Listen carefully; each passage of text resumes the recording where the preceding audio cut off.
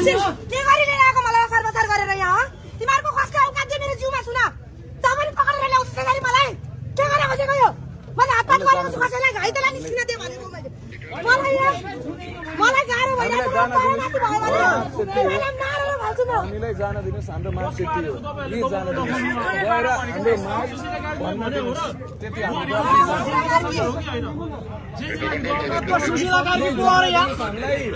हामीले केही भनेको छैन शान्तिपूर्ण रूपमा नै जाने हो तर भेट्नै हामी माग टाँसेर फर्केका छौँ हामी वार्ता बिना फेरि फर्किँदैनौँ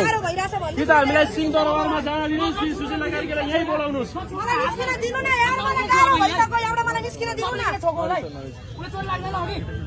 अघि भित्र मारेको छ भित्र एउटा साली बहिनीलाई यसले दुख्ला जस्तो मात्र लाग्यो मलाई यो परहरीहरूलाई 76 जना मारेर पुगेन छ अब अरू मार्नु पर्ने मार्नुहोस् यार हामी यहाँ तयार छौँ यहाँ दमन गर्ने मार्ने हो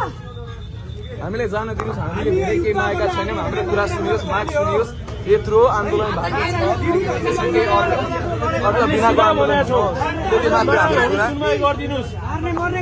निस्किन दिनुहोस् प्लिज हामीलाई यहाँ गाह्रो भइसक्यो निस्किन दिनुहोस् हामीलाई यो हतियारहरूलाई छिटो छिटो कारवाही हुनुपर्छ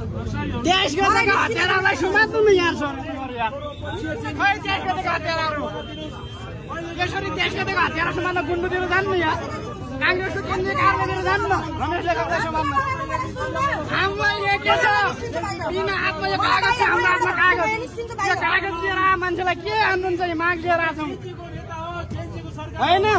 गुन्डुमा जानुहोस् केबिएललाई समाउनुहोस्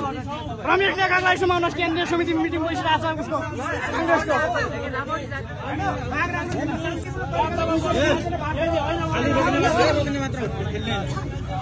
हामीलाई लगेर के गर्नु फेरि खेलको माहौल